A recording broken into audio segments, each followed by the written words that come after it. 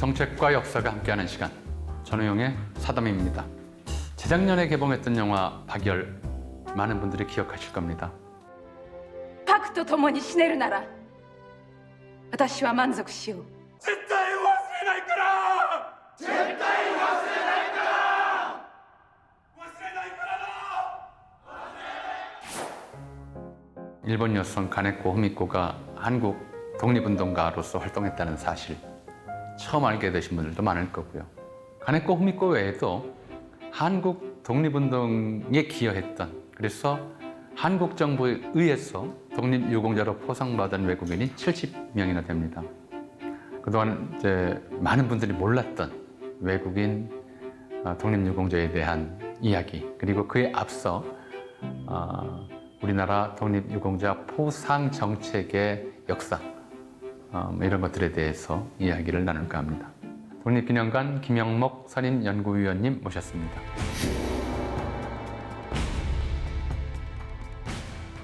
백년 전 선조들의 만세운동은 민족의 독립과 함께 자유와 인권, 민주주의를 향한 거대한 항쟁이었습니다. 그 항쟁을 이끈 독립유공자를 발굴하고 후손을 찾아 제대로 외우하는 일은 국가의 책무입니다.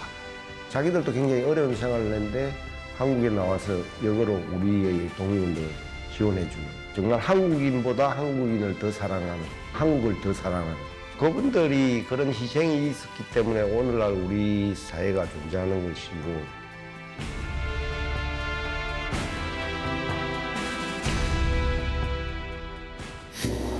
네, 안녕하세요. 반갑습니다.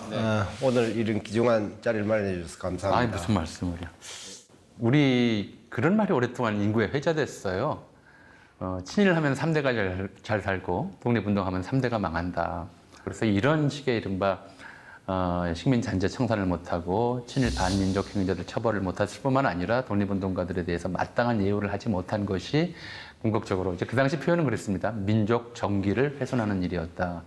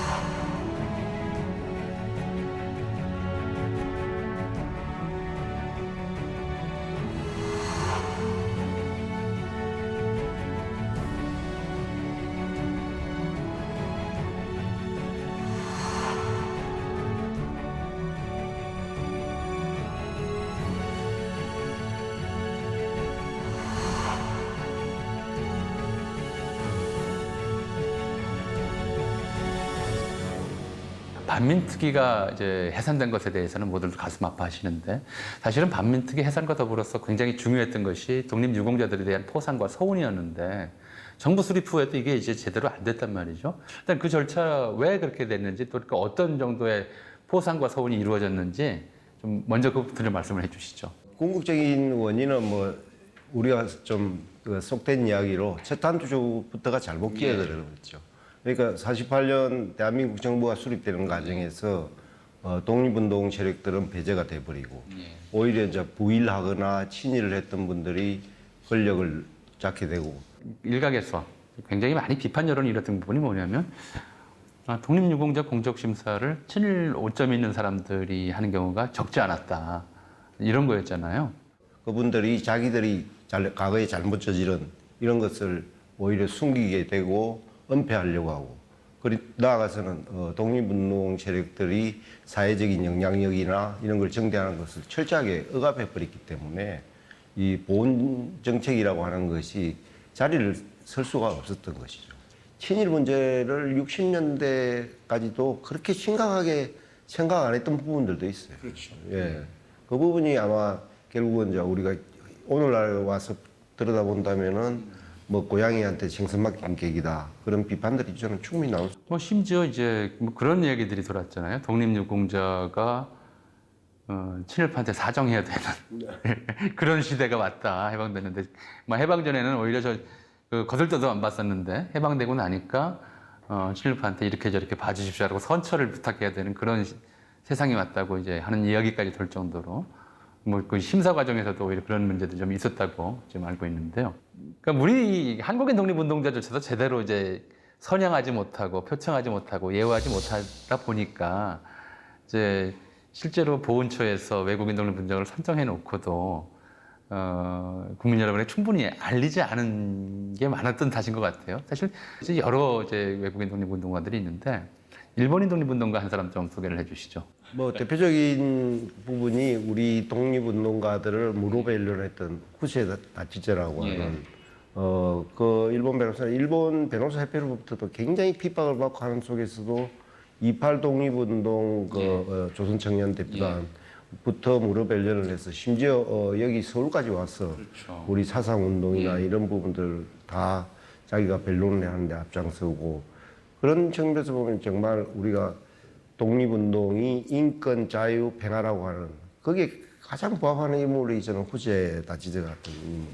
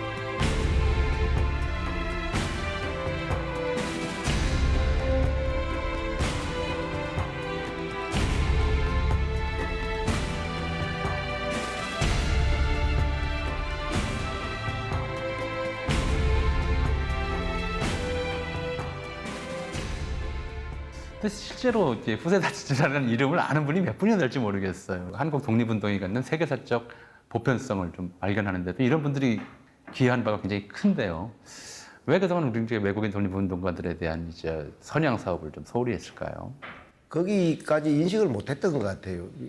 더더구나 이제 후시다저 같은 경우는 사회주의적인 경향이 강하고 하니까 뭐 우리 사회 같은 이데올로기의 굴곡이 너무 커버렸으니까 그런 면에서 좀 역사의 뒤안길에 가 있다가 인도주의와 비인도주의 간의 싸움이었다라고 하는 이른바 이제 그러니까 패러다임, 프레임의 전환을 가능하게 하는 그런 이제 사례일 텐데 사실 이런 것들이 좀 우리 언론도 그렇고 또 우리 학계도 마찬가지겠죠. 좀 널리 알리는 좀 소홀히 했던 게 아닌가 싶고요. 유럽인이나 이제 미국인 쪽은 또 어떤 분들이 좀 대표적으로 우리가 좀 알았으면 좋을 것 같습니까? 유럽인 중에서도 이제 주로 아일랜드계가 지금 국적을 아일랜드를 갖고 받은 분은 두 분밖에 안 되지만 이 아일랜드도 역시 우리와 같은 이제 영국의 지배를 받으니까 캐나다 쪽으로 이민을 많이 갔어요. 그 이제 국적이 이제 캐나다인으로 돼 있거나 미국인으로 돼 있고 그런데 대체적으로 아일랜드계의 선교사들이 비록 국적은 캐나다를 갖고 있고 미국을 갖고 있지만 우리 그 독립운동에 적극적으로 좀 지원해 주는.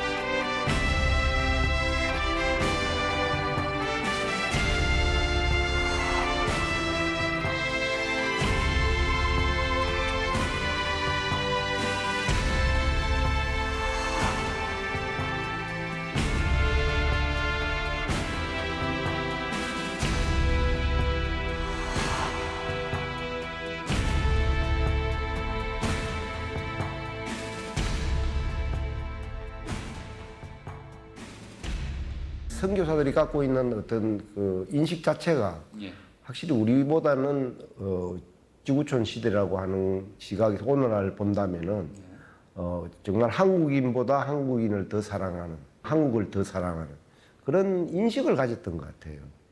어떻게 보면은 그분들이 캐나다나 미국으로 가서 자기들도 굉장히 어려운 생활을 했는데 한국에 나와서 역으로 우리의 독립운동을 지원해주는 대표적인 분이 이제 조지 엘쇼라고 하는 분인데 이분은 어머니도 일본인이고 자기 부인도 일본인이면서도 단둥의 이륙양행이라고 하는 무역회사를 설립해서 중국에서 한국으로 들어오는 독립운동가나 또는 한국에서 단둥을 거쳐서 중국으로 들어가는 그 독립운동가들을 갖다 다 보호해 주거든요.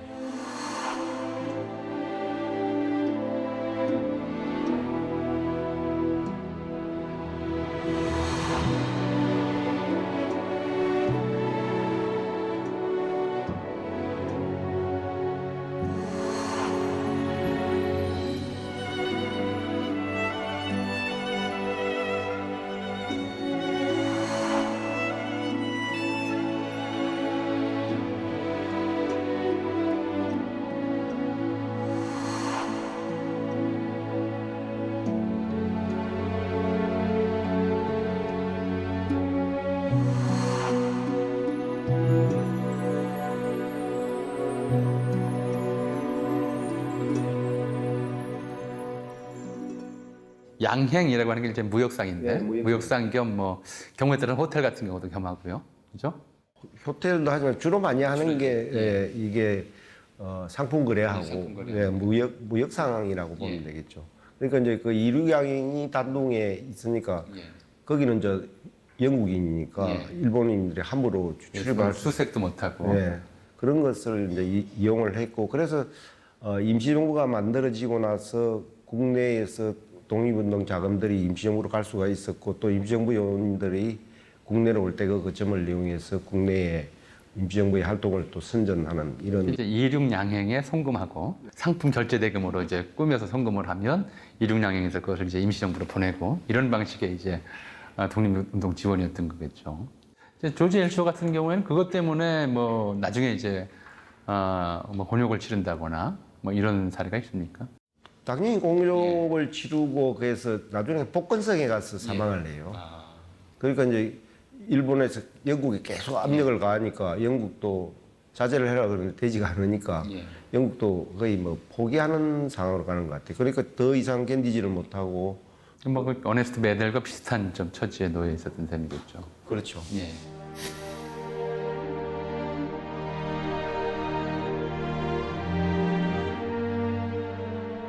저희 시청자분들이 이제 외국인 독립유공자가 무려 70분이 된다고 말씀드렸는데 그 중에 한 30여 분은 이제 중국인이죠. 그렇죠. 예. 중국인 독립유공자에 대해서도 조금 좀 특별히 소개해 주실 분이 계시다면. 뭐 제일 그 분이 영향을 제일 크게 끼쳤다 그러면 아마 순원의 신해혁명인 것 같아요. 중국과 연대를 통한 일본에 항의를 하려고 했던 그런 꿈을 가졌던 이제 젊은 지식인들이 상해로 본격적으로 들어가게 되죠. 그런 면에서 순원은 어떤 우리 독립운동의 당시에는 혁명이라 그랬죠. 독립운동 자체를 혁명이라 그랬으니까 그런 꿈을 가진 분들에게 영향을 많이 줬고 실제로 그래서 우리가 잘 아는 동제사라든지 신한혁명당이라든지 이런 것 단체들이 만들어지고 그 단체들이 또 3.1운동 이전에 들어와서 국내로 들어와서 정말 3.1운동을 일으키는 폭발적인 힘을 발휘하게 되는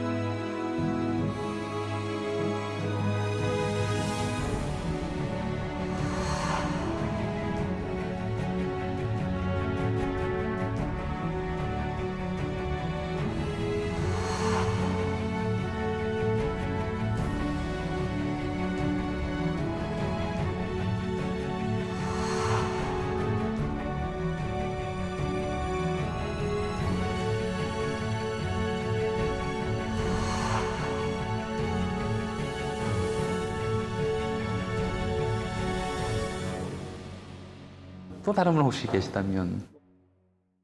처음부터는 아니지만 윤봉길 의거 이후부터 1945년 우리가 해방을 할 때까지 국민당 정부의 총통이었던 장저서가 임시정부에 대해서 지원해줬던 군사적인, 경제적이든 그런 것들이 있었기 때문에 우리가 일제의 그 이동 시기에 임시정부를 유지해 나가고. 국민당 정부를 이제 따라다녔던 거죠, 사실은요. 그렇죠. 예. 그러지 않으면 존속이 안 되니까. 존속 자체가 어려웠으니까. 그런 면에서 장제서하고 순원이 그래도 도움을 가장 많이 줬다.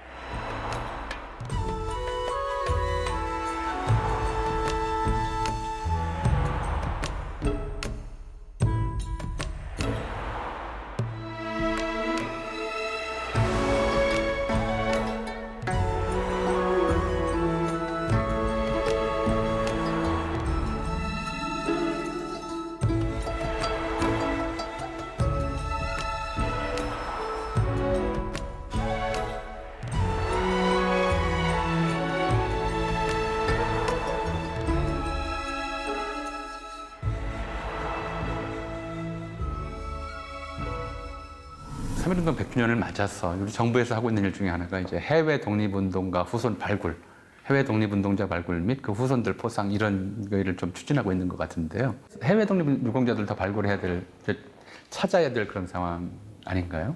그렇죠. 지금 당연하게 우리가 그 동안에는 뭐 멕시코, 심지어 쿠바까지 포상이 이제 쿠바는 몇 번 이루어졌죠.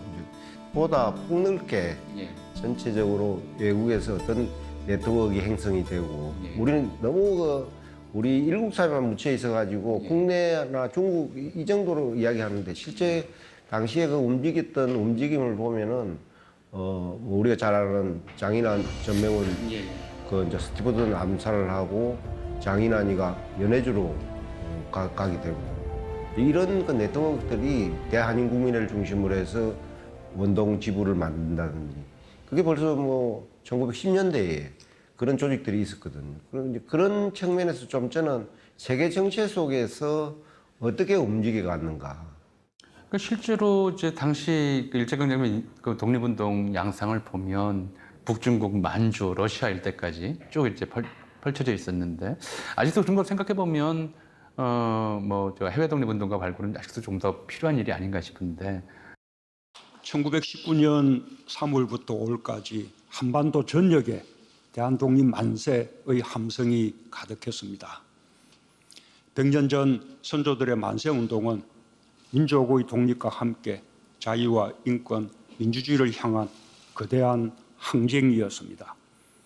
그 항쟁을 이끈 독립유공자를 발굴하고 후손을 찾아 제대로 예우하는 일은 국가의 책무입니다. 정부는 국내외를 막론하고 독립유공자들의 뜻과 정신이 한반도의 완전한 평화, 함께 잘 사는 나라로 열매 맺도록 노력할 것입니다. 여러분 선조의 희생과 헌신은 영원히 빛날 것입니다. 또 어떤 분들은 좀 그렇게 얘기를 해요. 이제 벌써 70년이나 지났는데 독립유공자 후손에게 주는 대우조차도 못마땅하게 여기는 좀 정서가 일부 있는 것 같아요. 이런 거에 대해서 좀 어떤 말씀을 좀 들려주고 싶으십니까? 저는 그분들이 그런 희생이 있었기 때문에 오늘날 우리 사회가 존재하는 것이고 그러면 그 당연히 그 부분들에 대한 그것이 그 후손들에게도 저는 국가가 보호를 해줬어요. 정말 그 목숨을 총에같이 버리신 분찬 노숙하면서 그렇게 활동하신 분들이 있었기에 우리 대한민국이 오늘 있는 거 아니에요? 그런 면에서 저는 좀 우리가 서로 공존, 공생한다는 그런 의미에서 또 오히려 더 저는 적극적으로 국가가 좀 나서서 후원하고 격려하고 그런 좀 분위기를 조성하는 것이 함께 더불어 살 수 있는 하나의 밑거름이 되지 않을까요? 예. 바쁘신데 이렇게 함께 해주셔서 정말 감사드립니다. 어떤 사람에게 관심, 감사, 존경을 표하는 것을 인사라고 합니다. 인사, 사람의 일이라는 뜻이고 사람의 도리라는 뜻입니다. 우리가 독립운동가들의 희생과 헌신이 있었기에 그리고 남의 나라 일을 자기 일처럼 생각하면서 도와준 외국인 독립운동가들의 지원이 있었기에 이제 부끄럽지 않은 역사를 간직하고 이렇게 살 수 있습니다. 감사하는 마음, 감사 인사를 드리는 것, 그것이 인간의 기본 도리입니다. 우리가 그동안 인간의 도리를 조금은 소홀히 하지 않았는지 다시 반성해보는 그런 시간이었길 바랍니다. 네, 유튜브 댓글을 통해서 인식이 확장되는 기회다 등의 응원 댓글을 많이들 남겨주셨습니다. 진심으로 감사드리고요. 앞으로도 KTV 유튜브를 통해 계속 만나 뵙겠습니다. 구독과 좋아요로 많은 관심 부탁드립니다. 저는 용의 사담, 다음 시간에 다시 뵙겠습니다. 감사합니다.